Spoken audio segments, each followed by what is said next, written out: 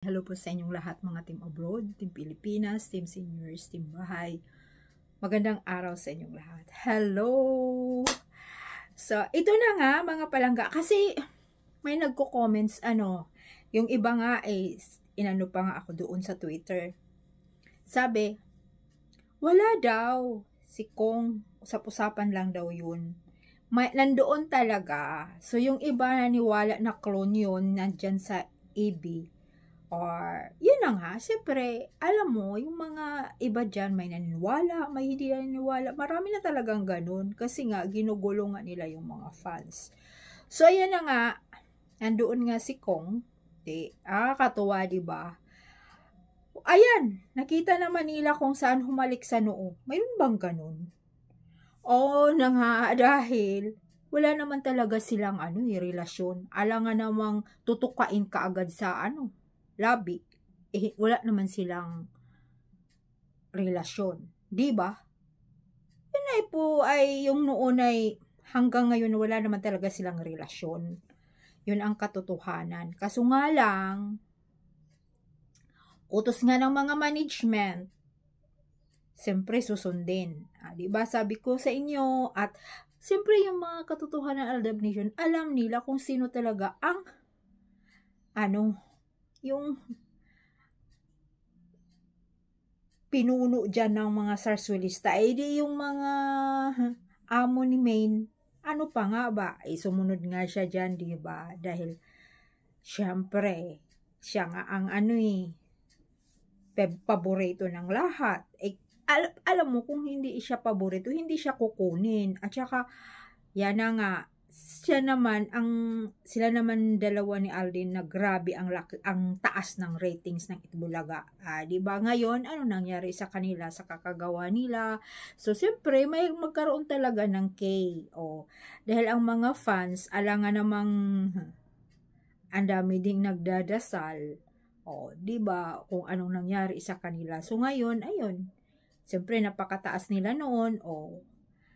Ang mga Pilipino kasi talagang nandyan yung lumingon ka sa pinanggalingan mo, at saka pangalan nito, talaga ang mga Pilipino yung utang na loob. Ang dami naman talagang fans na seniors ang Aldab. So ayan, ano nangyari sa kanila na bumaba yung ratings nila? Ganun talaga. So ayan na. Siyempre, nandoon na nga, dahil nga sa Tupac na yun na film.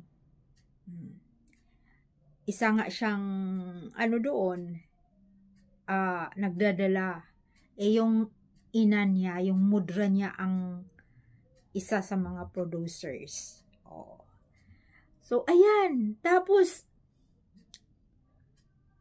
pwede nga siya kung makapunta ng Channel 5. Si Aldin talaga hindi. Kasi nga hawak siya ng 7. Hawak siya ng 7. Hindi talaga siya doon makakapunta. So, at hindi rin naman talaga magpunta na naman doon si Kath. Si Kath. Sino ba yan? Yun. Hindi naman talaga doon mapupunta. Kasi dalawa naman sila ni Aldin, dapat hindi lang siya mag-iisa doon kung mag-guest sila. Hindi rin naman pinayagan ng dos na yung humawak kay Kay. Hindi sila nagpunta. So, ayan ang nangyari. Ang kwento pa ay doon nabasa ko sa FB na mayroong nagsabi doon na hindi, nagyapusa naman, naghalikan naman si Kong at saka si kagaya din daw noon. At saka si Mingay, inakbayan pa nga daw ni Mingay. Hindi naman akbay kamo, yung akbay talaga yung matagal, hindi naman, yung ganun lang si Mingay kasi nga nagsasayaw siya ng may papitik-pitik dyan, nakalambot naman ng tatatutwew. So, ayun na nga, syempre, natatawa, nakatingin naman si Mingay sa camera, panay siya ganun. Syempre, so, ayan, natawa lang, pero hinawakan naman, hindi naman yung, kasi sabi, talagang niyapos daw, masyado, niyapos daw, ang tagal daw. Wala namang ganun. Diba, marami namang, kinalat na video, walang ganun.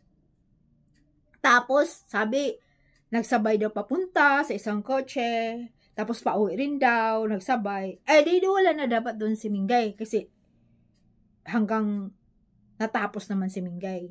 May nabasa nga rin ako eh. Thank you naman sa mga nagbigay ng impormasyon na na pag-alis ay hinalikan sa kamay. Naging kamay na sa pag-alis. Parang berhin pa. O parang sinauna. Yung pakamay-kamay. Tapos pa noo-noo. Walang ganun. Walang ganun, mga ating. Walang ganun. Tapos kinumpara din ng iba, bakit daw si noong nag-guest daw si Judy Ann. Syempre, nandyan din yung asawa ni Judy Ann. Nandyan si Ryan sa AB. Nung pagpunta daw, yung pag-guest daw, hinalikan sa labi, hinalikan sa lips. Katotohanan sila eh. Diba kung ikumpara? Kaya isa doon, isa talaga.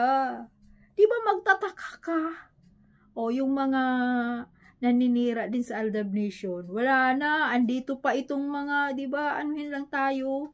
Ang daming sinasabi. Wala na daw. Alam nyo, yung mga nanonood, yung mga baguhan, pero hindi na nga yan mga baguhan, mga fans din yan noon. Tapos tumiwalag lang. Humiwalay. Bumitaw, bumitiw. Tapos sabing ganun. Kasi daw talaga, yung naghalikan daw talaga. Ayan na, kinumpara, bakit daw si Judy Ann, pagdating, yun na nga, naghalikan ng totoong halik sa lawi pa. Pero yun ay hindi. Ayun. Di ba? Sa noo pa. Di ba yun nakakatawa? Katotohanan kang ang asawa. Bakit sa noo? Para namang, buti hindi nga pinapaano sa labi. Aray ko! Sa labi, hindi inutusan. Hindi inutusan. Kala ko, pag inutusan yon, alam nyo na. Pero maano naman, parang, oh my God. Diba, masabi mo talaga, para mauto yung mga fans, gagawin lahat. Hindi ba, sabi pa nga nila, siyempre yung pumapayag din si Mingay, nag-isip nga din yung ibang fans. Pumapayag din yan ganyan si Mingay, tapos hindi rin siya natatakot na yung Kay ay babalik sa kanya. Sabi ka nga rin ng iba ay hindi naman sa atin ang babalik, sa kanila naman. Di ba? Isa na rin niya talagang panluloko. Iba talaga ang nagagawa ng pera. Kaya tayo, ayan. Yan, butuhan na naman. Ano na naman kaya ang palabas ni Kong dahil ay nako, kakandidato ulit siya. Kaya thank you so much mga palangga. Bye!